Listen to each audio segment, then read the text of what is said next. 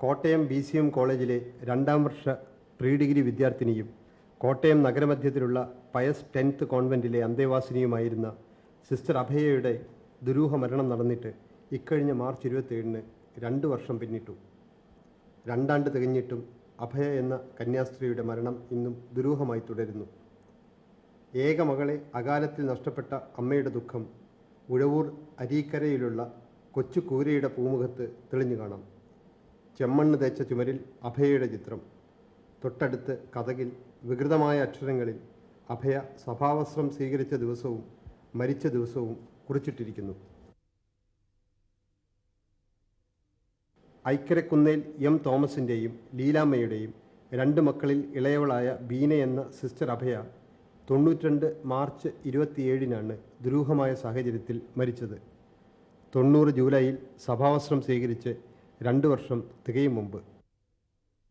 അഭയ താമസിച്ചിരുന്ന Pius 10th കോൺവെൻറ്റിലെ അടുക്കള വശത്തുള്ള കിണറ്റിലാണ് ജഡം കാണപ്പെട്ടത്. അഭയ ഏതൊരു തരം പെൺകുട്ടിയായിരുന്നു? അഭയ ചെറുപ്പം പോലെ അവളെനിക്ക് പരിചയമുള്ളതാണ്. സ്ഥലസ്വഭാവിയായ ഒരു സാധു പെൺകുട്ടിയായിരുന്നു. സിസ്റ്റർ ഒരു പാവമായിരുന്നു. അങ്ങനെ വലിയ വർത്തമാനം അങ്ങനെയൊന്നുമില്ല. ആളൊരു ക്വയറ്റായിരുന്നു. മാടപ്രാവിൻ്റെ പരിശുദ്ധിയോടുകൂടിയ ഒരു കുഞ്ഞായിരുന്നത്. ഒരു സ്മോൾ ലിറ്റിൽ ചൈൽഡ് ഇറ്റ് ചെയ്തത് 18 വയസ്സ് പ്രായമായെങ്കിലും inside she was so small. അതുകൊണ്ട് എല്ലാവർക്കും റോമന കുഞ്ഞായിരുന്നു. എല്ലാവരും അതിനെ പിന്നെ ഒരു വാനമ്പാടിയെപ്പോലെ ഇങ്ങനെ എല്ലാവരുമായിട്ട് മേളിച്ച് സന്തോഷിച്ച് ആ സമൂഹത്തിൽ കഴിഞ്ഞുകൂടിയ ഒരു കുട്ടിയാണ്. വലിയ ബഹളമൊന്നുമില്ല, അങ്ങനെ ഒച്ച വെച്ച് നടക്കുന്നൊന്നുമല്ല. പിന്നെ ഹോസ്റ്റലിൽ ഇത് കണ്ടാണോന്നും അറിയുകയില്ല. ആരോടും അധികം വർത്തമാനമൊന്നുമില്ല. 92 മാർച്ച് 27-ന് പയസ് 10th കോൺവെൻറ്റിൽ ഈ പാവം പെൺകുട്ടിക്ക് എന്താണ് സംഭവിച്ചത്?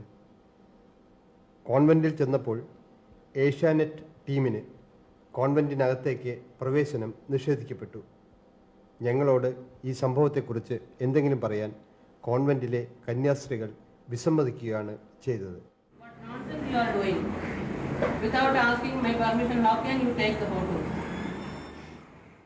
സംഭവം നടക്കുന്ന തലേദിവസം ഒരു 10-10:30 ആയപ്പം സിസ്റ്റർ വന്ന് ഞങ്ങളോട് ഗുഡ് നൈറ്റ് ഒക്കെ പറഞ്ഞിട്ട് ലൈറ്റൊക്കെ ഓഫ് ചെയ്യാനൊക്കെ പറഞ്ഞ് ഞങ്ങളൊക്കെ പഠിച്ചുകൊണ്ടിരിക്കുകയായിരുന്നു.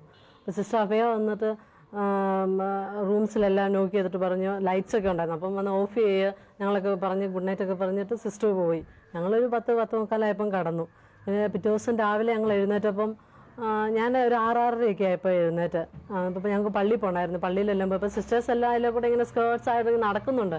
എന്താ കാര്യം എന്ന് പറഞ്ഞത്. അപ്പോൾ ഞങ്ങൾ ഒന്നും മിണ്ടിയൊന്നുമില്ല. അപ്പോൾ സിസ്റ്റേഴ്സിന് ഫേസ് എന്തോ സംഭവിച്ചിട്ടുണ്ടെന്നൊരു തോന്നലുണ്ടായിരുന്നു. അവിടെ ധാരാളം പോലീസുകാരും ബാക്കി അന്വേഷണത്തിൻ്റെ ഒരു ഭാഗം ആയിട്ട് ഉണ്ട്. ഇവരുടെ മാതാപിതാക്കളുടെ കരച്ചിൽ കേൾക്കാം. അതുപോലെ വളരെ ടെൻസായിട്ടുള്ളൊരു സിറ്റുവേഷനാണ്. ഈ മരിച്ചു കിടന്ന കിണറിൻ്റെ ആ ഭാഗത്തെല്ലാം ഞങ്ങൾ പോയി ആ സമയത്ത്. അപ്പോൾ ആ ഫ്രിഡ്ജിൽ നിന്ന് വെള്ളമെടുത്തെന്ന് പറയുന്ന കുപ്പി അതൊരു പ്ലാസ്റ്റിക് കുപ്പിയായിരുന്നു. അത് നിലത്ത് വീണിട്ട് വെള്ളം ഒഴുകി കിടക്കുന്നുണ്ടായിരുന്നു.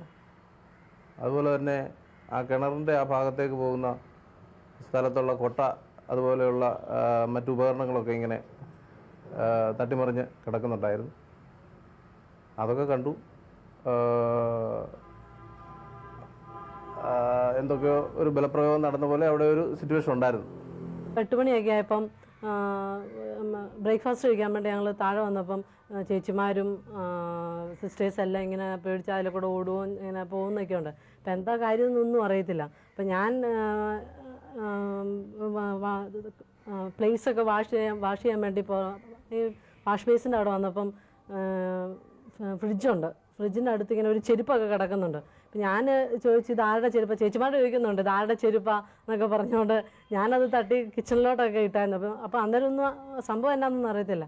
ചെരുപ്പ് ഒന്നും ഞങ്ങൾ കണ്ടില്ല. അവർ സിസ്റ്റേഴ്സ് പറഞ്ഞു, അവിടെ അന്നുണ്ടായിരുന്ന സിസ്റ്റർ അതൊക്കെ വളരെ വ്യക്തമായിട്ട് പറയുകയും എല്ലാ ആളുകളെയും കൊണ്ടുവന്ന് കാണിക്കുകയൊക്കെ ചെയ്തു. സിസ്റ്റർ പറഞ്ഞത് അവിടെ പിന്നെ ഒരു ചെരുപ്പ് ആ ഫ്രിഡ്ജിനരികിലും മറ്റൊരു ചെരുപ്പ് കിണറിനടുക്കൽ, അതായത് വെളിയിലായിട്ടും കിടന്നു. അതുപോലെ തന്നെ ആ സിസ്റ്ററിൻ്റെ ശിരോവസ്ത്രം അത് ഈ കഥകിൻ്റെ ഇടയ്ക്ക് ഇങ്ങനെ ഉടക്കി 2 സൈഡിലായിട്ട് അകത്തും അല്ല പുറത്തും അല്ല എന്നുള്ള നിലയിൽ കഥകിൻ്റെ ഇടയിലായിരുന്നു. അങ്ങനെയാണ് അവർ കണ്ടതെന്ന് പറഞ്ഞു. അപ്പോൾ ചേച്ചിമാരൊന്നും മിണ്ടുന്നൊന്നുമില്ല. അപ്പോൾ എല്ലാവരും ഇങ്ങനെ വിഷമിച്ചിരിക്കുന്നുണ്ട് ചേച്ചിമാരുടെ ഫേസൊക്കെ. സിസ്റ്റേഴ്സൊക്കെ ചാപ്പലിൽ ഇരുന്ന് പ്രാർത്ഥിക്കുന്നുണ്ട്, എന്നാന്നൊന്നും അറിയത്തില്ല. അത് കഴിഞ്ഞ് ഒരു 10-10:30 ആയപ്പോൾ ഏകദേശം 10-10:30 ആയപ്പോഴാണ് പോലീസൊക്കെ വരുന്നു, ഫയർ എഞ്ചിൻ വന്നു. അപ്പം അങ്ങനെ വന്നപ്പം എല്ലാവരും കൂടെ പുറകിലോട്ട് ഓടുന്നുണ്ട്. അപ്പോൾ ആ സൗണ്ട് കേട്ട് ഞങ്ങളും ബിൽഡിങ്ങിൻ്റെ മുകളിൽ നിന്ന് താഴോട്ട് നോക്കി എന്നാ പുറകെ സംഭവം, കിണറ്റിൻ്റെ അവിടെ എന്താ സംഭവം എന്ന് അറിയാൻ വേണ്ടി നോക്കിയപ്പോഴാണ് അറിയുന്നത്. അന്നേരമാണ് ഞങ്ങൾ അറിയുന്നത് സിസ്റ്റർ ഇങ്ങനെ കിണറ്റിലുണ്ട്, മരിച്ചു എന്നൊക്കെ അറിയുന്നത്. അപ്പോൾ ഞങ്ങൾ താഴോട്ട് നോക്കിയപ്പം എല്ലാവരും അവിടെ വന്നിരിക്കുന്ന പോലീസുകാരെല്ലാം കൂടെ സിസ്റ്ററിൻ്റെ ബോഡി എടുക്കാൻ നോക്കുമായിരുന്നു.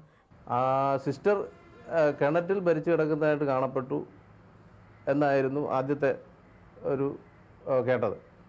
എന്നാൽ സിസ്റ്റർ പിന്നെ രാവിലെ പഠിക്കാൻ വിളിച്ചെഴുന്നേൽപ്പിക്കണമെന്ന് കൂടെ ഉണ്ടായിരുന്ന സിസ്റ്ററോട് ആവശ്യപ്പെട്ടു. അതനുസരിച്ച് അവരെ വിളിച്ചെഴുന്നേൽപ്പിച്ചു.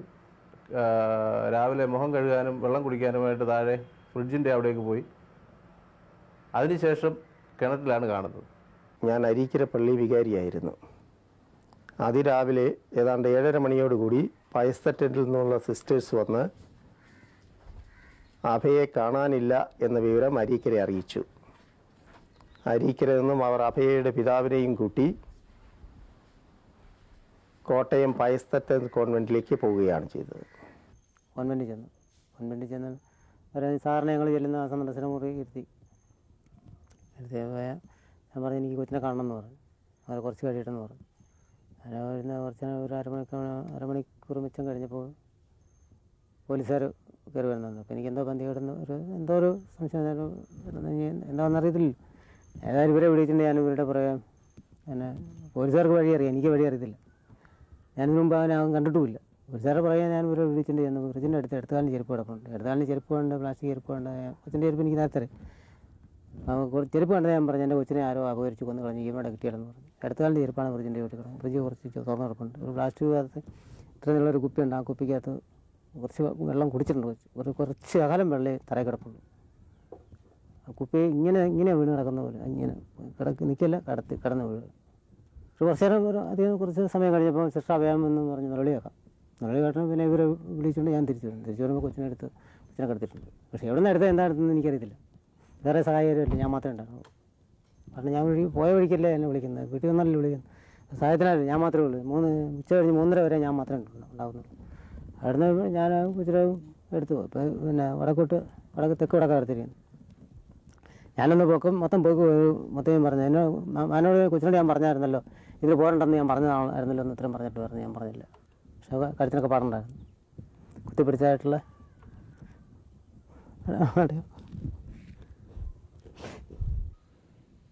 അപ്പം മെഡിക്കൽ കോളേജ് അടുക്കാൻ 1 കിലോമീറ്റർ അപ്പുറം വന്നപ്പം ഇവരെന്നോട് പറയുന്നു നമ്മുടെ അഭയ മരിച്ചു പോയെന്ന് പറഞ്ഞു. അപ്പം ഞാൻ പറഞ്ഞു നിങ്ങൾ എന്ത് എന്നോട് പറയാൻ, ഞാൻ എങ്ങനെയാണ് മരിച്ചതെന്ന് ചോദിച്ചാൽ അപ്പോൾ പറഞ്ഞു എങ്ങനെയോ പാലത്തടി ഒടിഞ്ഞാടി വെള്ളം കോരാൻ പോയപ്പോഴാണ് അപകടം ഉണ്ടായത്. പാലത്തടി ഒടിഞ്ഞ് താഴെ ചാടി കിണറ്റിൽ പോയി മരിച്ചു എന്ന് പറഞ്ഞു. എന്നിട്ട് നിങ്ങൾ ഇത്ര നേരം എന്നോട് ഇങ്ങനെ കള്ളത്തരം പറഞ്ഞു എന്നാന്ന് ചോദിച്ചു. അപ്പോൾ പറഞ്ഞു ലീലാമ്മ കരയില്ലോ എന്നോർത്ത് ഞങ്ങൾ പറയാതിരുന്നതാണ്. അങ്ങനെ പറഞ്ഞ് പെട്ടെന്ന് അവിടെ ചെന്നു. വണ്ടിയിൽ ചെന്ന് കഴിഞ്ഞ് ഒരു വണ്ടിയിൽ നിന്ന് ഇറക്കി എന്നെ പോസ്റ്റ്മോർട്ടം ചെയ്യുന്ന മുറിയിലേക്ക് കൊണ്ടുപോകും. അപ്പം ഞാൻ ചോദിച്ചു ഇതെന്താ എന്നെ ഇങ്ങനെ പോസ്റ്റ്മോർട്ടം ചെയ്യുന്ന മുറിയിലോട്ട് നിങ്ങൾ കൊണ്ടുപോകുന്നതെന്ന് ഞാൻ ഇവരോട് ചോദിക്കുക. അപ്പോൾ അവർ പറയുന്നില്ല, പോസ്റ്റ്മോർട്ടം ചെയ്ത് കിടത്തിയിട്ടുണ്ടെന്ന് ഇവരെന്നോട് പറയുന്നില്ല. പെട്ടെന്ന് ഞാൻ ചെന്ന് കാണുമ്പം കംപ്ലീറ്റ് മൂടിയിട്ടേക്കുക. അഭയയുടെ മുഖം വരെ മൂടിയിട്ടിരിക്കുക. ഞാൻ മുഖത്തെ തുണി ഇങ്ങനെ മാറ്റിയിട്ട് എൻ്റെ മോളെ നിനക്ക് എന്നാ പറ്റിയെന്ന് ചോദിച്ച് ഞാൻ പെട്ടെന്ന് കെട്ടിപ്പിടിച്ചൊരു ഉമ്മ കൊടുത്തു. പോലീസുകാർ എന്നെ വിളിച്ച് മാസ്റ്റർ മൊഴി പറയാൻ പറഞ്ഞു. ഞാൻ പറഞ്ഞു എനിക്ക് മൊഴി പറയേണ്ട കാര്യമില്ല, ഞാൻ താനും വീട്ടിൽ കിടന്നുറങ്ങിയില്ല, ഞാനും വീട്ടിൽ കിടന്നുറങ്ങി. ഇതെങ്ങനെ കൊന്നു എന്നുള്ളത് എനിക്കറിയത്തില്ല. അതുകൊണ്ട് ഇവിടുത്തെ മദറിനെ വിളിച്ച് മൊഴി മേടിക്കാൻ പറഞ്ഞു. എൻ്റെ അഡ്രസ്സ് കൊടുക്കാൻ പറഞ്ഞു. അപ്പോൾ ഞാൻ എൻ്റെ അഡ്രസ്സ് തരാം, അതിന് കുഴപ്പമില്ല. അവരുടെ മൊഴി എടുത്തതിന് ശേഷം ഞാൻ തരാമെന്ന് പറഞ്ഞു. പിന്നെ അവർ വിളിച്ച് മൊഴി എടുത്തു. പിന്നെ എന്നെ അവർ പൈസ്റ്റൻ്റ് മഠത്തിലോട്ടാണ് കൊണ്ടുപോകുന്നത്. അവിടെ ചെന്നപ്പോൾ ഞാൻ ഷേർലിയെ വിളിച്ച് ചോദിച്ചു, എൻ്റെ മോളെ ഷേർലി, നീ ആണല്ലോ മോളെ പ്രിയ കൂട്ടുകാരി അഭയയുടെ, അവൾ മരിച്ചിട്ട് നീ അന്വേഷിച്ചില്ലേ ഷേർലി എന്ന് ഞാൻ ചോദിച്ചു. അപ്പം ഞാൻ കിടക്കുക കരഞ്ഞുകൊണ്ട്. അപ്പോൾ അവരുടെ കട്ടിലേൽ പെരക്കകത്ത് എന്നെ കിടത്തി. അപ്പം ഞാൻ അവളെ കെട്ടിപ്പിടിച്ച് ഷേർലി, നീ അന്വേഷിച്ചില്ലോടി എൻ്റെ മോളെ കൊന്നിട്ട്, നിനക്കെന്താടി ഭയമുണ്ടായിരുന്നു താഴോട്ട് ഇറങ്ങിപ്പോകാനായിട്ട്? അന്നേരം അവൾ പറയണു, ഷേർലി, എൻ്റെ മമ്മി എൻ്റെ ജീവൻ പോയാലും ഞാൻ അവളെ രക്ഷിക്കുമായിരുന്നു എന്ന് പറഞ്ഞു. ധനമിന്നെന്തിനു തേടുന്നു നാം, ധനവും സുഖവും ഹൃതിയുടെ കുഴിയിൽ കാണടിയും നാം. ആത്മഹത്യ ചെയ്തതായിരിക്കാൻ സാധ്യതയില്ല എന്ന നിഗമനത്തിലാണെന്ന്. മരണം ദുരൂഹമായ സാഹചര്യത്തിലാണ്. കൊലപാതകമായിരിക്കണം. സിസ്റ്റർ അഭയയ്ക്ക് ആത്മഹത്യ ചെയ്യേണ്ട യാതൊരു ആവശ്യമില്ല. അത് ഒരു കൊലപാതകമാണെന്ന് തന്നെയാണ് എല്ലാവരുടെയും വിശ്വാസം. ഒരിക്കലും ആത്മഹത്യയല്ല. ഈശ്വരൻ ഇറങ്ങി വന്ന് എന്നോട് പറഞ്ഞാലും ഇത് ആത്മഹത്യയാണെന്ന് ഞാൻ വിശ്വസിക്കത്തില്ല. It is a clear case of murder. അത്രയ്ക്കൊരു പാവം കുട്ടിയായിരുന്നു. കാരണം ആ കുട്ടിയൊന്നും ഒട്ടും ആത്മബലമില്ലാത്ത കുട്ടിയാണ്. അത് ആത്മഹത്യ എന്ന് പറയുന്ന വാക്ക് പോലും ആ കുട്ടി പറയുകയില്ല എന്ന് പറയുന്നത്. സിസ്റ്റർ മരിച്ചതാണോ അല്ല ആത്മഹത്യ ചെയ്തതാണോ കൊലപാതകമാണോ എന്നൊന്നും അറിയത്തില്ല. സിസ്റ്റർ ഒരു പാവ സിസ്റ്ററായിരുന്നു. ആത്മഹത്യയായിട്ട് എനിക്ക് തോന്നുന്നില്ല. ഈ സംഭവം കഴിഞ്ഞ് നടന്ന ഏതാനും 1-2 മണിക്കൂറിനുള്ളിൽ ഞാൻ ആ സ്ഥലത്ത് ചെന്നു. അവിടെ ഒരു ചെറിയ പിടിവലിയുടെയൊക്കെ ഒരു അടയാളങ്ങൾ കാണാനുണ്ടായിരുന്നു. പിന്നെ ഫ്രിഡ്ജാണെങ്കിൽ പകുതി തുറന്ന് കിടക്കുന്നു, ചെരുപ്പ് 2 സ്ഥലത്ത് കിടക്കുന്നു, ഇതിൻ്റെ കൊച്ചിൻ്റെ ഈ സിസ്റ്ററിൻ്റെ തലമുണ്ട് വാതിലിൽ ഉടക്കി കിടക്കുന്നു. അപ്പോൾ ഇതെല്ലാം അവിടെ പിന്നെ പാത്രങ്ങളൊക്കെ തട്ടിമറിച്ച് കിടക്കുന്നു. അപ്പോൾ ഒരു പിടിവലി നടന്ന ലക്ഷണം കാണുന്നുണ്ട്. അപ്പോൾ ഇത് ഒരു ആത്മഹത്യയാകാൻ ബുദ്ധിമുട്ട് തോന്നി. ഒരു കൊലപാതകമായിരിക്കണം എന്ന് ഞങ്ങളൊക്കെ സംശയിച്ചു. എൻ്റെ അഭിപ്രായത്തിൽ 100% എൻ്റെ കൺവിക്ഷൻ ഇത് കൊലപാതകമല്ല. ഒരു 90% ഇതൊരു ആത്മഹത്യയായിരിക്കാനാണ് സാധ്യത. ഇവിടെ തുടങ്ങുന്നു കേസിലെ വിവാദം. ഇതൊരു കൊലപാതകമാണെന്ന് എല്ലാവരും പറയുന്നു, കൊലപാതകമല്ല എന്ന് പോലീസും. ഇതിനിടെ ഒരു ജനകീയ സമരസമിതി രൂപം കൊണ്ടു. ജനകീയ സമരങ്ങൾ തുടങ്ങി. എന്നാൽ ലോക്കൽ പോലീസ് ഇത് ഒരു ആത്മഹത്യ തന്നെ എന്നെഴുതി തള്ളി. ക്രൈംബ്രാഞ്ചും പറഞ്ഞു ഇതൊരു ആത്മഹത്യയാണെന്ന്. ആത്മഹത്യാവാദം സ്ഥാപിക്കാൻ ക്രൈംബ്രാഞ്ച് നിരത്തിയ ന്യായങ്ങളാകട്ടെ കൂടുതൽ വിവാദങ്ങളാവുകയും ചെയ്തു. ലോക്കൽ പോലീസ് ആദ്യം ചെയ്യേണ്ട കാര്യങ്ങളൊന്നും ചെയ്തില്ല. പോലീസ് നായെ കൊണ്ടുവന്നില്ല, വിരളയാളം എടുക്കേണ്ട ആളെ കൊണ്ടുവന്നില്ല. അങ്ങനെ ആദ്യം ചെയ്യേണ്ട കാര്യങ്ങൾ ഒന്നും തന്നെ ചെയ്തിട്ടില്ല. അവർ ഈ കേസ് ആത്മഹത്യയാക്കുവാൻ വേണ്ടി ആദ്യം മുതലേ ധൃതി കൂട്ടുകയായിരുന്നു. അന്വേഷിച്ചില്ല എന്ന് പറയാനൊക്കത്തില്ല. ആ ഭാഗം അവർ നോക്കിയില്ല എന്നുള്ളത് വേണേൽ പറയാം. നോക്കേണ്ടതായിരുന്നു, ആ ഭാഗം നോക്കിയില്ല. അപ്പോൾ അവരെ നോക്കിയില്ല എന്നുള്ളത് തന്നെ ക്രൈംബ്രാഞ്ച് അന്വേഷണത്തിനെ ബാധിക്കില്ലേ പക്ഷെ അതല്ലാതെ തന്നെ ആ വിരലടയാളം ഇല്ലാതെ തന്നെ, ആ പോസിബിലിറ്റി ഇല്ലാതെ തന്നെ ഞങ്ങൾക്ക് കൺക്ലൂഷൻ എത്താൻ ഒരു ബുദ്ധിമുട്ടുമില്ലായിരുന്നു. അതുപോലെ പോലീസ് നായ ഉപയോഗിച്ചിട്ടില്ല. ഇങ്ങനെ ഒരു കൊലപാതകം എന്ന് സംശയിക്കുന്ന ഒരു കേസിൽ പ്രത്യേകിച്ചും വിവാദമാകാൻ സാധ്യതയുള്ള. അവർക്ക് അന്നേരം കൊലപാതകമാണെന്ന സംശയം ഉണ്ടായിരുന്നു തോന്നുന്നില്ല ലോക്കൽ പോലീസിന്. പോലീസ് അന്വേഷിക്കാൻ തുടങ്ങുമ്പോൾ അങ്ങനെ കൊലപാതകം അല്ല എന്ന് തുടങ്ങാൻ പറ്റില്ലല്ലോ. അല്ല, അവർക്ക് വേണേൽ ഉപയോഗിക്കാമായിരുന്നു. പക്ഷെ തുടക്കത്തിൽ ഇത് കൊലപാതകം, ഇത് വെറും ഒരു ആത്മഹത്യയാണെന്നുള്ള രീതിയിലോ മറ്റോ ആണ് അവർ അന്വേഷണം നടത്തിയിരുന്നത്. അങ്ങനെ അപ്പോൾ പോലീസ് നായ ഉപയോഗിച്ചിട്ടില്ല, വിരലടയാള വിദഗ്ധനെ കൊണ്ടുവന്നിട്ടില്ല. അങ്ങനെ തുടങ്ങിയ ഈ ലോക്കൽ പോലീസിന്റെ അന്വേഷണം സത്യത്തിൽ മോശമായൊരു അന്വേഷണമായിരുന്നില്ലേ എന്ന് പറയാനൊക്കത്തില്ല. തീർച്ചയായിട്ടും പറയാനൊക്കത്തില്ല. എനിക്കറിയാം, ഞാനിപ്പം അന്ന് ക്രൈംബ്രാഞ്ചിലാണെങ്കിലും ഞാൻ അതിന് മുമ്പും അതിന് ശേഷവും ഞാൻ ലോക്കലിൽ ജോലി ചെയ്യുന്ന ആളായതുകൊണ്ട് എനിക്കറിയാം. അതിനകത്ത് ഈ രണ്ടിൻ്റെയും ആവശ്യമില്ലാതെ തന്നെ നമുക്കൊരു കൺക്ലൂഷനിലെത്താൻ ഒരു ബുദ്ധിമുട്ടുമില്ല ഇതൊരു ആത്മഹത്യയാണെന്ന്. അല്ലെങ്കിൽ അറ്റ്ലീസ്റ്റ് ഇതൊരു കൊലപാതകമല്ല എന്ന് തീരുമാനിക്കാൻ ഒരു ബുദ്ധിമുട്ടുള്ള കാര്യമല്ല. ചെരുപ്പുകൾ കടന്നിരുന്നു, ഫ്രിഡ്ജിനകത്തുനിന്ന് വെള്ളമെടുത്ത പാത്രം തറയിൽ വീണ് കിടന്നിരുന്നു, പിന്നെ ആ മുറിയിലിരുന്ന ഒരു കൊട്ട മറിഞ്ഞു കിടന്നിരുന്നു. ഇതൊക്കെ ശരിയാണ്.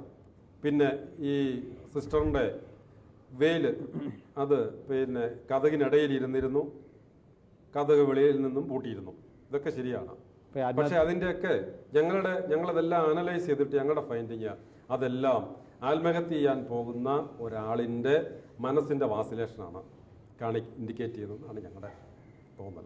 ബലപ്രയോഗം കൊണ്ട് ഇല്ല, യാതൊരു ബലപ്രയോഗവും അവിടെ നടന്നിട്ടില്ല. അല്ല, പക്ഷേ സാറിന്റെ റിപ്പോർട്ടിൽ ഇവരെ കുടുംബത്തിന് മാനസിക അത് ഒരു കാരണം ഞങ്ങൾ പറഞ്ഞു, ഞങ്ങൾ കൺക്ലൂസീവായിട്ട് പറയല്ല ചെയ്ത്. അപ്പം ഇതിന്റെ കാരണങ്ങൾ ഞങ്ങൾ പലയിടത്തും അന്വേഷിച്ചപ്പോൾ ഈ അഭയയുടെ അമ്മയ്ക്ക് തലയ്ക്ക് അസുഖം ഉണ്ടായിരുന്നു, വീട്ടുകാർക്ക് അസുഖം ഉണ്ടായിരുന്നു എന്ന് ഞങ്ങൾക്ക് മനസ്സിലായി. അതൊന്നും മറച്ചു വെക്കാനില്ലാത്തതുകൊണ്ട് ഞങ്ങളത് എഴുതി. പക്ഷേ അമ്മയുടെ അസുഖം എന്ന് പറയുന്നത് പിറവത്തെ ഡോക്ടറാണ് അത് ചികിത്സിച്ചത്. ഈ പിറവത്തെ ഡോക്ടർ ചികിത്സിച്ചത് അഭയ മരിച്ചതിന് ശേഷമല്ലേ? അഭയം മരിച്ചതിന് ശേഷമാണ് പിറവത്ത് കൊണ്ടുപോയത്. അതിന് മുമ്പേ അവർ ചികിത്സയിലായിരുന്നു എന്നാണ് ഞങ്ങളുടെ അറിവ്. അല്ല, അതിന് സാറിന്റെ റിപ്പോർട്ടിലൊരു ഇതില്ലല്ലോ. പിറവത്തെ ഡോക്ടറെ പിറവത്തെ ഡോക്ടറുടെ ഇത് വെച്ചിട്ടാണ് സാറ് പറയുന്നത് ഈ അഭയയുടെ അമ്മയ്ക്ക് ഇങ്ങനെ അസുഖം ഉണ്ടായിരുന്നു. അതിന് മുമ്പുള്ള ഒരു കേസ് സാറ് കോട്ട് ചെയ്യുന്നില്ല. അതിന് മുമ്പത്തേതിലേക്ക് പോയിട്ട് ഞാൻ ഓർമ്മിക്കുന്നില്ല. ഇപ്പം ഞാൻ അതിൻ്റെ ഡീറ്റെയിൽസ് ഇപ്പം 3 കൊല്ലം കഴിഞ്ഞു എൻ്റെ ഇൻവെസ്റ്റിഗേഷൻ കഴിഞ്ഞിട്ട് ഞാനവിടെ നിന്ന് പോന്നിട്ട്. ഉദ്ദേശം 3 കൊല്ലത്തോളമായി. അപ്പം ഞാൻ അതിൻ്റെ കൂടുതൽ 2 കൊല്ലമായിട്ടുള്ളൂ കേസ് തുടങ്ങിയിട്ട്. 2 കൊല്ലമായിട്ടുള്ളൂ ഇവർ മരിച്ചിട്ട്. അല്ല, ഞാൻ ഇവിടെ വന്നിട്ട് ഏകദേശം 1.5 വർഷമായി. 2 വർഷത്തോളമായി. 2 വർഷത്തോളമായിട്ടുണ്ടെന്നാണ് എനിക്ക് തോന്നുന്നത് ഞാൻ ഇൻവെസ്റ്റിഗേഷൻ കംപ്ലീറ്റ് ചെയ്യുമ്പോൾ. അപ്പോൾ സാറിൻ്റെ റിപ്പോർട്ടിൽ പിറവത്തെ ഡോക്ടറെ ഇതാണ് പറയുന്നത്. അതേ ഡോക്ടർ CBI ചെന്നപ്പോൾ ആ ഡോക്ടർ തന്നെ പറയുന്നുണ്ട് ഇവര് അഭയം മരിച്ചതിന് ശേഷമാണ് ഇവര് അവിടെ ചെല്ലുന്നത്. അതിനു മുമ്പ് മെഡിക്കൽ കോളേജിൽ ചെയ്തതായിട്ടോ മറ്റോ ഉണ്ടെന്ന് എനിക്ക് തോന്നുന്നു. ഇവിടുത്തെ കോട്ടയം മെഡിക്കൽ കോളേജിൽ വന്ന് ചികിത്സിച്ചതായിട്ട് ഉണ്ട്. ക്രൈംബ്രാഞ്ച് പോലീസ് പറയുന്നത് വരെ അങ്ങനെ മാനസിക രോഗത്തിൻ്റെ കഥകളൊന്നും ഞാൻ കേട്ടിട്ടില്ല. മനോരോഗം എന്ന് പറയുന്ന ഒരു രോഗമേ അവർക്കുണ്ടായിരുന്നില്ല. ഈ മാനസികമായിട്ട് അവരുടെ വീട്ടിൽ ആർക്കും സുഖക്കേടില്ല. സഭ അത് നിഷേധിക്കേണ്ടതായിരുന്നു. അത് വലിയ കഷ്ടമായിപ്പോൾ ഇന്നും സഭ നിഷേധിച്ചിട്ടില്ല. മനോരോഗമുള്ള ഒരു വീട്ടിൽ നിന്ന് ഒരു സ്ത്രീക്ക് ഒരിക്കലും കന്യാസ്ത്രീയാവാൻ കഴിയില്ല. അത് ഞാൻ തീർത്ത് പറയുന്നില്ല. പലരും ഇപ്പോൾ എനിക്ക് പലരെ അറിയാം. ഈ പല കന്യാസ്ത്രീകളും പല പ്രീസ്റ്റും പുരോഹിതന്മാരും തലയ്ക്ക് അസുഖമായിട്ട് വട്ടായിട്ട് ചികിത്സിച്ചുകൊണ്ടിരിക്കുന്ന കഥകൾ എനിക്കറിയാം. കന്യാസ്ത്രീകളും ഇതൊന്നും 100% പ്രോബ് ചെയ്തല്ല. ഞങ്ങൾ പോലീസ് വെരിഫിക്കേഷൻ നടത്തുന്നതിലൊന്നും വെരിഫിക്കേഷൻ നടത്തിയല്ല അവർ ഈ കന്യാസ്ത്രീ പടത്തിലേക്ക് റിക്രൂട്ട് ചെയ്യുന്നതും എടുക്കുന്നതൊന്നും സാധ്യമല്ല. മാനസിക രോഗമുള്ള കുടുംബങ്ങളിൽ നിന്നും സന്യാസത്തിലേക്കോ പൗരോഹിത്യത്തിലേക്കോ ആളുകളെ തിരഞ്ഞെടുക്കരുതെന്ന് കാനൻ നിയമമുണ്ട്. മാനസിക രോഗമുണ്ട് എന്ന് മനസ്സിലാക്കിയാൽ ഇടവ വികാരി ആ വിവരം റിപ്പോർട്ട് ചെയ്യും. അങ്ങനെ ഇടവ വികാരി റിപ്പോർട്ട് ചെയ്താൽ ആളെ സന്യാസ സമൂഹത്തിൽ ചേർക്കുകയില്ല. ഒരാളെ സന്യാസ സമൂഹത്തിലേക്ക് എടുക്കുന്നതിന് മുമ്പ് സന്യാസ സമൂഹത്തിൻ്റെ അധികാരികൾ ഇടവകയിൽ വരികയും വികാരിയോട് ആ കുടുംബത്തെ സംബന്ധിച്ച പശ്ചാത്തലങ്ങളെല്ലാം അന്വേഷിക്കുകയും ചെയ്യും. അത് സംബന്ധിച്ചുള്ള കോൺഫിഡൻഷ്യൽ റിപ്പോർട്ടുകളും കൊടുക്കാറുണ്ട്. മാനസിക രോഗം ഉള്ള ഒരു കുടുംബത്തിൽ നിന്ന് ഒരിക്കലും ഒരു വികാരി പുരോഹിതനെയോ സന്യാസിയെയോ തിരഞ്ഞെടുക്കാൻ സമ്മതിക്കുകയില്ല. കാത്തലിക് ചർച്ചിലും ക്രിസ്ത്യൻ ചർച്ചിലും പ്രീസിനെയും നൺസിനെയും ഒക്കെ എടുക്കുമ്പോൾ അവരുടെ ഫാമിലിയിലെ ബുച്ചൈഡ്സോ അതുപോലെ ഈ ഇങ്ങനത്തുള്ള മെൻ്റലായിട്ട് എന്തെങ്കിലും അസുഖമുള്ളവരെ ഒരിക്കലും കന്യാസ്ത്രീയായിട്ടോ അച്ഛന്മാരും എടുക്കത്തില്ല. അപ്പോൾ ഇങ്ങനെ എടുത്ത സ്ഥിതിക്ക് അവരെ ഒരിക്കലും ഇതെല്ലാം കഴിഞ്ഞാണ് ഈ ചാർജ് പരിപൂർണമായിട്ട് നിഷേധം അസത്യമാണ്. ആത്മഹത്യയാണ്, സംശയമൊന്നുമില്ല. എൻ്റെ അഭിപ്രായത്തിൽ ആത്മഹത്യയാണ്. എനിക്കതിനെപ്പറ്റി ഒരു തർക്കവുമില്ല, എനിക്കൊരു സംശയവുമില്ല. ഒരു ആത്മഹത്യ ചെയ്യാനുള്ള സാഹചര്യം സാർ എന്താ പറയുന്നത്? ആത്മഹത്യ ചെയ്യാനുള്ള അതാണ് ഞാൻ പറഞ്ഞത്. ആത്മഹത്യ ചെയ്യാനുള്ള സാഹചര്യം എന്ന് പറഞ്ഞാൽ എപ്പോഴും ഓർമ്മിക്കണം. ഡിപ്രഷൻ എന്ന് പറയും. ഈ ഡിപ്രഷനാണ് പലർക്കും ആത്മഹത്യയിലേക്ക് പിന്നെ വിഷാദരോഗം. അത് ഏത് സമയത്തും ആർക്കും വരാം. അന്ന് ഡിപ്രഷനുള്ള ഒരു കുട്ടിയാണെങ്കിൽ 2-3 കാര്യങ്ങളുണ്ട്. ഡിപ്രഷനുള്ള കുട്ടിയാണെങ്കിൽ അതിന് 2-3 ദിവസം മുമ്പ് വീട്ടിലേക്ക് അയച്ച കത്തിൽ അത് കാണുന്നില്ല. ഉണ്ടെന്ന് ഞാൻ പറഞ്ഞു, എനിക്ക് മനസ്സിലാവുന്നുണ്ട്. ഇതിനേക്കാൾ എത്രയോ വലിയ കേസുകൾ ഞങ്ങൾ ഇൻവെസ്റ്റിഗേറ്റ് ചെയ്യുന്നു. അന്ന് രാത്രി പിറ്റേ ദിവസം വിളിക്കണം എന്ന് പറഞ്ഞ് ശരിയാണെന്നേ, അത് ഒക്കെ ശരിയാണ്. ആത്മഹത്യ ചെയ്യണമെന്ന ഉദ്ദേശത്തിലായിരിക്കില്ല ഈ അഭയ താഴോട്ട് ഇറങ്ങിയത്. സാറ് പറയുന്ന അപ്പൊ അടുക്കളയിൽ വെച്ച് പെട്ടെന്ന് ഡിപ്രഷൻ ഡിപ്രഷൻ ഉണ്ടാവാം. അടുക്കള ചെന്നപ്പോഴായിരിക്കും ഇരുട്ടും മറ്റു കാര്യങ്ങളും ഒക്കെ കണ്ടപ്പോൾ നമുക്ക് തോന്നിക്കാണും ഇപ്പൊ ഇത് ഈ വിഷാദവും ഈ ഡിപ്രഷനും ഒക്കെ ഈ ആത്മഹത്യ ടെൻഡൻസി ഒക്കെ നേരത്തെ അവരുടെ ഉണ്ടായിരുന്നിരിക്കാം. അപ്പൊ അത് ആത്മഹത്യ അവിടെ സാധാരണ ഒരു കോൺവെന്റിൽ ആത്മഹത്യ ചെയ്യാൻ പറ്റിയില്ല, പെട്ടെന്ന് അങ്ങോട്ട് ആത്മഹത്യ ചെയ്യാൻ പറ്റിയില്ല. കയറി തൂങ്ങാനോ അല്ലെങ്കിൽ വിഷമടിക്കാനോ അല്ലെങ്കിൽ മറ്റു സാധാരണ ചെയ്യുന്ന പോലെ ഒന്നും ചെയ്യാനൊക്കത്തില്ല. മനസ്സിലായോ? അപ്പൊ കിണറ്റിലാണേലും പോയി ചാടാനൊക്കത്തില്ല, എല്ലാവരും നോക്കി നിൽക്കുക. അപ്പം ആരുമില്ലാത്ത ഏറ്റവും സേഫ് ആയിട്ട് ചെയ്യാവുന്ന ഒരു സാഹചര്യം അന്നേരമായിരിക്കും കണ്ടുപിടിച്ചത്. പക്ഷെ അത് അപ്പൊ അതിന് പ്ലാൻ ചെയ്തിരുന്നെങ്കിൽ മറ്റു സിസ്റ്റേഴ്സിന് അതിനൊരു പ്ലാനിങ് ഒന്നും വേണ്ട. ഒരാൾ ആത്മഹത്യ ചെയ്യണമെന്നുണ്ടെങ്കിൽ ഒരു 3-4 ദിവസം കിടന്ന് ആലോചിച്ച് ചിന്തിച്ചും ഒന്നുമില്ല. അത് ചിലരെ ചെയ്യുള്ളൂ, എല്ലാവരും അങ്ങനെയൊന്നും ചെയ്യില്ല. ഞാൻ പറഞ്ഞില്ലേ, ചിലർ പെട്ടെന്നാണ് ചെയ്യുന്നത്. അടുക്കളയിൽ വന്നതിന് ശേഷം ആയിരിക്കും തോന്നിയതായിരിക്കും. എന്നിട്ട് വേഗം ഒന്ന് പോയി അന്നേരമാണ് കിണറിന്റെ കാര്യം ഓർത്ത കിണറുണ്ട്, ശരി, ആരും അറിയാതെ അകത്ത് വെളിയിലോട്ട് ഇറങ്ങി കുറ്റിയിട്ടെന്ന് പറഞ്ഞാൽ പെട്ടെന്ന് ആരും കണ്ടുപിടിക്കാതിരിക്കാനായിട്ട്. എന്നിട്ട് ഞാൻ പറഞ്ഞുതരാം, എന്നിട്ട് അടുക്കളയിൽ വന്നതിന് ശേഷം ആത്മഹത്യ ചെയ്യാമെന്ന് തീരുമാനിച്ചു. അന്നേരം എല്ലാ സാഹചര്യങ്ങളും ഒത്തിട്ടുണ്ട്, ഇരുട്ടുണ്ട്, മറ്റാരുമില്ല. വേറെ സിസ്റ്റേഴ്സ് അപ്പൊ ഒപ്പം എഴുന്നേറ്റിട്ടുണ്ട്? ഇല്ല, വേറെ സിസ്റ്റേഴ്സ് എല്ലാം മുകളില, അവിടെ ആരുമില്ല. അല്ല, ഒരു സിസ്റ്റർ അവയുടെ മുമ്പ് ഒരു സിസ്റ്റർ വന്നു. വന്നില്ല. അവയുടെ വന്നു ഇല്ല. അനുപമ എന്ന സിസ്റ്റർ വന്നു. വന്നിട്ട് അവര് തിരിച്ചു പോയി. അല്ല, ഞാൻ പറയുന്നത് അതല്ല. ഇവര് ഈ അഭയ ഈ മുറിയിൽ വരുമ്പോ അഭയ മാത്രമേ ഉള്ളൂ, വേറെ ആരുമില്ല. അപ്പോ മുറിയിലില്ല. അപ്പൊ ആ മുറിയിലില്ല. അപ്പൊ അവൾക്ക് അറിയാം ഇവിടെ ആരുമില്ല, ബാക്കിയുള്ളവരെല്ലാം മുകളിലാണ്. അപ്പം വളരെ ഇപ്പൊ അഭയ മുറിയിൽ വരുന്നതിന് മുമ്പ് അനുപമ എന്നുള്ള സിസ്റ്റർ വന്നിട്ട് പോയി കാണുമെന്ന്. ഏതായാലും എനിക്ക് അതിനെപ്പറ്റി ഞാൻ ശരിക്കും ഓർക്കുന്നില്ല. ഏതായാലും അഭയ വരുമ്പം അഭയ മാത്രമേ ഉള്ളൂ മുറിയിൽ. അഭയ വരുമ്പം ഇരുട്ടുമാണ് അവിടെ. ആ ഇരുട്ട് കണ്ടിട്ടുണ്ടായ ഡിപ്രഷൻ ആണോ? ആയിരിക്കാം. ഇരുട്ടും മറ്റെല്ലാം കണ്ട് ഒരു ഡിപ്രഷൻ തോന്നി. ഇപ്പൊ ഏറ്റവും ആത്മഹത്യ ചെയ്യാനുള്ള ഏറ്റവും നല്ല സാഹചര്യം ഇതാണെന്ന് അഭയയ്ക്ക് തോന്നിക്കാണും. മനസ്സിൽ ഇങ്ങനെ താലോലിച്ച് വന്നൊരു സ്വപ്നം സാക്ഷാത്കരിക്കാനുള്ള ഏറ്റവും നല്ലൊരു അവസരം. അല്ല, അങ്ങനെ സ്വപ്നം ഉണ്ടെങ്കിൽ അതുപോലെ പെരുമാറില്ലേ? പെരുമാറണം നിർബന്ധമില്ലെന്ന്. അപ്പൊ അവർക്ക് തോന്നിക്കാണും ഇപ്പം ആത്മഹത്യ ചെയ്യാൻ ഏറ്റവും സമയമാണ്. അപ്പം മനസ്സിന്റെ വാസിലേഷൻ, മനസ്സിന്റെ സമനില തെറ്റുന്നു. അതാണ് ചെരുപ്പും ഒക്കെ പോയി ഇരുട്ടത്ത് തപ്പിത്തടഞ്ഞ് ചെന്നപ്പോൾ കൊട്ടമറിഞ്ഞു. തപ്പിത്തടഞ്ഞ കതക് തുറന്ന് വെളിയിൽ നിന്ന് ഇരുട്ടത്താണല്ലോ. അപ്പോൾ അതിനിടയ്ക്ക് ഈ വെയിൽ അതിനകത്ത് കതകിൽ ഉടക്കിക്കാണും. വെളിയിലിറങ്ങി ഉടനെ കുറ്റിയിട്ടു. വെയിലൊന്നും ഓർമ്മയില്ല. വെയിലൊന്നും നടന്നു, കിണറിൻ്റെ അടുത്ത് ചെന്നു. കിണറിൻ്റെ പാരപ്പറ്റ കയറി പതുക്കെ ഇരിക്കുന്നു, മലന്ന് ഇരുന്ന് ആ രീതിയിലാണ്. അതിന് കറസ്പോണ്ടിങ് ആണ് ഇഞ്ചുറീസ് എല്ലാം പുറത്ത് കാണുന്നത്. കയറി ഇരുന്നു, കാല് രണ്ടും കൂടെ കിണറ്റിനകത്തേക്ക് ഇട്ടു, ഊർന്ന് താഴോട്ട് വീഴുന്നു. കാലിൽ രണ്ടും കൂടെ ആദ്യം എടുത്തങ്ങോട്ട് കിണറ്റിലേക്ക് എടുത്ത് നീട്ടി ഇരുന്നാണ് പറയുന്നത്. എന്നിട്ട് അവിടെ നിന്ന് പയ്യെ ഊർന്ന് അവിടെ ഇരുന്നുകൊണ്ട് ഊർന്ന് അങ്ങ് ഇറങ്ങാൻ പറയുന്നത്. ഇതൊക്കെ ഇവർ കണ്ടതാണോ? ഇവരെഴുതി വെക്കാൻ ഈ കാല് നീട്ടിയിട്ടതും ആ സമയത്ത് ക്യാമറ ഉണ്ടായിരുന്നോ? ആത്മഹത്യയാണെന്ന് വരുത്താൻ വേണ്ടി മനഃപൂർവ്വമുള്ള ശ്രമം നടത്തുകയായിരുന്നു. അതാണ് ക്രൈംബ്രാഞ്ച് അങ്ങനെ റിപ്പോർട്ടുണ്ടാക്കി, കേരള ക്രൈംബ്രാഞ്ച്. ക്രൈംബ്രാഞ്ചിൻ്റെ ആത്മഹത്യാവാദം വിലപ്പോയില്ല. കേസ് CBI ഏറ്റെടുത്തു. ഇതാകട്ടെ പുതിയ വിവാദവുമായി. കേസ് അന്വേഷിച്ച CBI DYSP Varghese P Thomas ഇതൊരു കൊലപാതകമാണെന്ന് കണ്ടെത്തി. ആത്മഹത്യയെന്ന് റിപ്പോർട്ട് എഴുതാൻ തൻ്റെ മേലുദ്യോഗസ്ഥനായ DSP ത്യാഗരാജൻ തന്നെ നിർബന്ധിക്കുന്നു എന്നാരോപിച്ച് വർഗീസ് പി തോമസ് ജോലി രാജിവെച്ച് ഇറങ്ങിപ്പോരുകയും ചെയ്തു. ഏഷ്യാനെറ്റ് ടീം വർഗീസ് പി തോമസിനെ സമീപിച്ചെങ്കിലും ക്യാമറയ്ക്ക് മുമ്പിൽ സംസാരിക്കാൻ അദ്ദേഹം വിസമ്മതിച്ചു.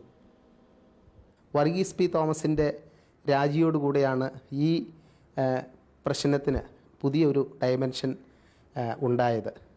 കാരണം വളരെയേറെ നിഷ്പക്ഷമതിയായ ഒരു ഉദ്യോഗസ്ഥനാണെന്ന് കേരളത്തിലെ ജനങ്ങൾക്കെല്ലാം ബോധ്യമുള്ള ഈ ഉദ്യോഗസ്ഥൻ തൻ്റെ മേലധികാരിയെ പ്രതിക്കൂട്ടിലാക്കിക്കൊണ്ട് തന്നെ ധീരമായി രാജിവെച്ചിറങ്ങിപ്പോന്ന സാഹചര്യത്തിൽ തീർച്ചയായിട്ടും ഇത് ആത്മഹത്യയാകാൻ ഇടയില്ല എന്ന ഒരു വിശ്വാസത്തിലാണ് ഞങ്ങളിൽ പലരും എത്തിച്ചേർന്നത്.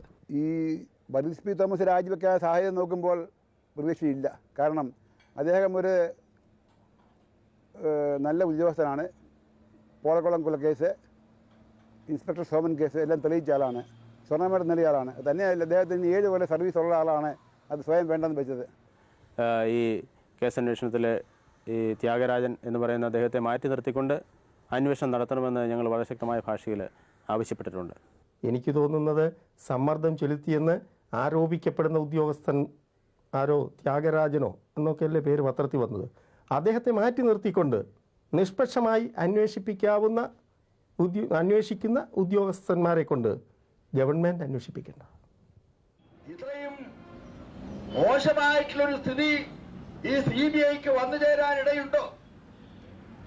ആ CBIയെ കൊണ്ടും അന്വേഷിപ്പിക്കാൻ പാടില്ല. പിന്നെ ആരെ കൊണ്ട് അന്വേഷിപ്പിക്കും? പിന്നെ ഇവിടെ ലോക്കൽ പോലീസ് അന്വേഷിച്ചാൽ പിടികിട്ടിയില്ലെങ്കിൽ ക്രൈംബ്രാഞ്ച് അന്വേഷിച്ചാൽ പിടികിട്ടിയില്ലെങ്കിൽ CBI. ആ CBIയുടെ അന്വേഷണവും തടസ്സപ്പെടുത്തുന്നു. നിഗൂഢ ശക്തിയിൽ നിന്ന് സകല അന്വേഷണങ്ങളെയും തടസ്സപ്പെടുത്തുന്നു. അതേസമയത്ത് നാട്ടുകാർക്കറിയാം, പത്രങ്ങൾക്കറിയാം എന്താണ് കേസിന്റെ സ്വഭാവമെന്ന്. ഈ ഇൻവെസ്റ്റിഗേഷനകത്ത് എന്തെങ്കിലും തെറ്റുകളുണ്ട്, ശരിയായ വിധത്തിൽ ഇൻവെസ്റ്റിഗേറ്റ് ചെയ്തിട്ടില്ല എന്നുണ്ടെങ്കിൽ നമുക്ക് ഹൈക്കോർട്ടിൽ റിട്ട് കൊടുക്കാൻ പറ്റും. അങ്ങനെ റിട്ട് കൊടുക്കണമെങ്കിൽ അത് വീണ്ടും ഇൻവെസ്റ്റിഗേഷന് കൊടുക്കണമെങ്കിൽ അതിന് മതിയായ കാരണങ്ങൾ, നല്ല കാരണങ്ങൾ വേണം. മെറ്റീരിയൽ ഇറേഴ്സ്, ലാക്യുനാസ് ഉണ്ടെങ്കിൽ മാത്രമേ അത് വീണ്ടും അനുവദിക്കുകയുള്ളൂ, അല്ലെങ്കിൽ അത് സാധിക്കുകയില്ല. ഹൈക്കോടതി എന്താ ചെയ്യുക? ഹൈക്കോടതി ഉണ്ടെങ്കിൽ ഫർദർ റെക്കോർഡ്സ് എല്ലാം വെരിഫൈ ചെയ്യും. അപ്പം ഹൈക്കോർട്ടിന് അത് റെക്കോർഡ്സ് വെരിഫൈ ചെയ്ത് കഴിയുമ്പോൾ മതിയായ കാരണങ്ങളുണ്ട്, ഇൻവെസ്റ്റിഗേഷൻ ശരിയല്ല, ഇതിനകത്ത് ലാക്യുനാസ് ഉണ്ട് എന്ന് വരികയാണെങ്കിൽ ഫർദർ ഇൻവെസ്റ്റിഗേഷന് വേണ്ടി ഡയറക്ഷൻ കൊടുക്കാൻ പറ്റും. വർഗീസ് പി തോമസിന്റെ രാജിയെ തുടർന്ന് ഈ കേസ് ഇനി ആരെ മാറ്റി നിർത്തി ആരെ അന്വേഷിക്കണം എന്ന പ്രശ്നം ഹൈക്കോടതിയിൽ എത്തി നിൽക്കെ കോട്ടയത്തെ സാധാരണക്കാർ ഈ പ്രശ്നത്തോട് ഇങ്ങനെ പ്രതികരിച്ചു. അഭയ കേസിനെ പറ്റി എനിക്കൊന്നും യാതൊന്നും അറിയത്തില്ല. അതിൽ യഥാർത്ഥത്തിൽ അത് കൊലപാതകം എന്നാണെന്നാണ് ഞങ്ങളുടെ വിശ്വാസം. ആത്മഹത്യയല്ലെന്ന് ഞങ്ങളുടെ വിശ്വാസം. ഞാൻ ഈ നാട്ടുകാരനല്ല. ഇതിനെപ്പറ്റി ഒന്നും പറയാൻ എന്താ പറയുന്നത്?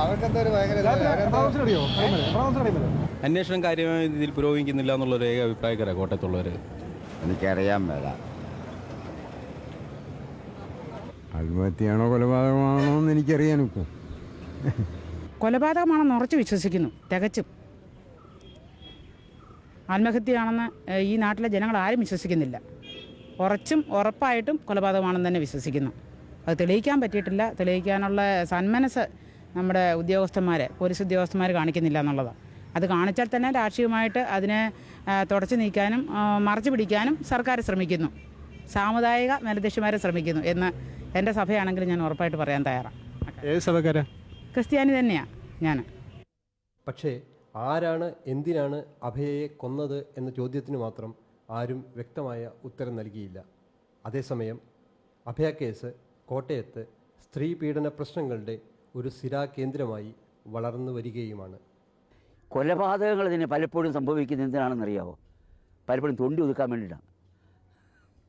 മനഃപൂർവ്വം കൊലയല്ല. ഒരു വീട്ടിൽ തന്നെ ഒരുത്തൻ പിന്നെ കക്കാൻ കയറി, കൊള്ളയ്ക്ക് കയറി, കണ്ടുപോയെന്ന് പറയും, പിന്നെ അവനെ കൊല്ലുക എന്നുള്ള ഇവൻ്റെ നിലനിൽപ്പ് ആവശ്യമാണ്. ഇതിപ്പോൾ കാണാത്ത കണ്ടുവിനെ കൊന്നുകളഞ്ഞു. തെളിവ് നശിപ്പിച്ചാണ് ഏതായാലും. എന്തോ ഒരു പ്രബലന്മാരുണ്ട് ഇത് പുറകിൽ. അതാർന്നറിയാൻ പാടില്ല. സാമ്പത്തികമായിട്ടോ രാഷ്ട്രീയമായിട്ടോ ജാതിമത്തിൽ സ്ഥാപിത താല്പര്യക്കാരുണ്ട്. ഞങ്ങൾക്കിതൊരു ഇൻജസ്റ്റിസിൻ്റെയും അതുപോലെ തന്നെ ഒരു സ്ത്രീകൾക്കെതിരായിട്ടുള്ള ഒരു പീഡനത്തിൻ്റെയും പശ്ചാത്തലമായിട്ടും പ്രത്യേകിച്ച് ഈ ഒരു റിലീജിയസ് എന്നുള്ള നിലയിൽ ഇതെന്തുകൊണ്ട് സംഭവിച്ചു എന്നുള്ള ചോദ്യങ്ങളൊക്കെ ഞങ്ങളുടെ മനസ്സിൽ ഉയർന്നു. അപ്പോൾ ഏതായാലും അതിനായിട്ട് തെളിവൊന്നും വന്നിട്ടുമില്ല. അതിനെപ്പറ്റി ആദ്യമേ വളരെയധികമൊക്കെ പേപ്പറിലൊക്കെ വന്നു. പക്ഷേ അത് കഴിഞ്ഞിട്ട് പിന്നെ അതൊരുമാതിരി ഹഷപ്പ് ചെയ്യുന്ന ഒരു സാഹചര്യമായിരുന്നു.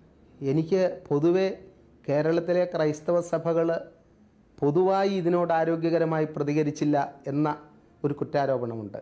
ആ ആരോപണം വളരെ വിനീതമായി എന്നാൽ ശക്തമായി ഞാൻ നിഷേധിക്കുന്നു. അടിസ്ഥാനരഹിതമാണ് ആരോപണം. ശരിയാണ്, സഭ ഒച്ചപ്പാടോ ബഹളമോ ഒന്നും ഉണ്ടാക്കിയിട്ടില്ല. പക്ഷേ നിശബ്ദമായ രീതിയിൽ, അതേസമയം തന്നെ ശക്തമായ രീതിയിൽ ഇത് തെളിയിക്കുന്നതിന് വേണ്ടി എല്ലാ പ്രവർത്തനങ്ങളും ചെയ്തുകൊണ്ടാണ് സഭ ഇരുന്നത്. ബിഷപ്പിനെ ഞാൻ പോയി നേരിട്ട് കണ്ടു. ബിഷപ്പ് എന്നോട് വളരെ സന്തോഷമായിട്ട് ഞങ്ങൾ ഒരുമിച്ചിരുന്ന് ഭക്ഷണം കഴിച്ചു. കഞ്ഞിയും പാലും എല്ലാം തന്ന് സന്തോഷമായിട്ട് അപ്പോഴേ ഇറങ്ങിയപ്പോഴേ ബിഷപ്പ് വേണ്ട അന്വേഷണമൊക്കെ നടത്താമെന്ന് ഞാൻ പറഞ്ഞു. ഞാൻ വന്നത് ബിഷപ്പ് എന്തെങ്കിലും സഹായം ചെയ്യണം, അവയുടെ മാതാപിതാക്കന്മാരെ സാധുക്കളാണ്, എന്തെങ്കിലും ഒരു സഹായം ചെയ്യണം, ഒരു 10,000 രൂപയെങ്കിലും കൊടുക്കണം എന്ന് പറഞ്ഞു. അപ്പോൾ ബിഷപ്പ് എന്നോട് പറഞ്ഞു 10,000 രൂപയല്ല, എന്തെങ്കിലും കാര്യമായിട്ട് ചെയ്യാമെന്ന് പറഞ്ഞു. പക്ഷേ കേസ് ഇൻവോൾവ്, ഞാൻ പറഞ്ഞു കേസിനുമായിട്ട് ബന്ധമൊന്നുമില്ല, എന്നെ ഏൽപ്പിച്ചാൽ ഞാൻ കൊണ്ട് അഭയുടെ അമ്മയ്ക്ക് കൊടുത്ത് രസീത് മേടിച്ചു, അല്ലെങ്കിൽ BCM കോളേജ് പ്രിൻസിപ്പൽ ഒരു ഫണ്ട് തുടങ്ങട്ടെ, പണം കിട്ടും, അവരെ സഹായിക്കണമെന്ന് പറഞ്ഞു. പക്ഷേ ബിഷപ്പ് ഇന്നേ വരെ ഒന്നും ചെയ്തിട്ടില്ല. പിന്നെ ഞാൻ ബിഷപ്പിനെ കാണാനും പോയിട്ടില്ല. ധനസഹായം ഒന്നും കൊടുത്തിട്ടില്ല. കൊടുക്കാതിന് പ്രത്യേക കാരണമുണ്ട്. ഞങ്ങൾ ഏതെങ്കിലും സാമ്പത്തിക സഹായം ആ കുടുംബത്തിന് കൊടുത്തിരുന്നുവെങ്കിൽ തീർച്ചയായിട്ടും മറിച്ചാരോൺ ഉണ്ടാകുമായിരുന്നേനെ. അവരെ പണം കൊടുത്ത് മയക്കി സ്വാധീനിച്ച് കേസ് ഒതുക്കാൻ ശ്രമിച്ചെന്നുള്ള ആരോപണം ഉണ്ടായേനെ. അതുകൊണ്ട് തന്നെ കൊടുക്കായിരുന്നു. കന്യാസ്ത്രീകൾ, ഒരു കന്യാസ്ത്രീ കുളത്തിൽ വീണ് മരിച്ചുവെങ്കിൽ അത് ആത്മഹത്യയാക്കി തീർക്കുമെങ്കിൽ ഇനിയും കുളവും കന്യാസ്ത്രീകളും ഉള്ളിടത്തോളം കാലം ഈ മരണം ഉണ്ടാകും. അതുകൊണ്ട് ജനങ്ങൾ പ്രതികരിക്കണം. ഇതിങ്ങനെ മുമ്പോട്ട് പോകാൻ ഒക്കില്ല. ഇത് അന്വേഷിച്ച് ഇതിൽ കുറ്റവാളികളെ കണ്ടുപിടിച്ച് മാതൃകാപരമായിട്ട് ശിക്ഷിക്കും എന്ന ഒരു നിലപാട് എടുക്കണം. അത് എടുക്കാത്തിടത്തോളം കാലം ഇങ്ങനെ കന്യാസ്ത്രീകൾ ഇനിയും മരിച്ചുകൊണ്ടിരിക്കും എന്നുള്ളതാണ് എൻ്റെ ഭയപ്പാട്.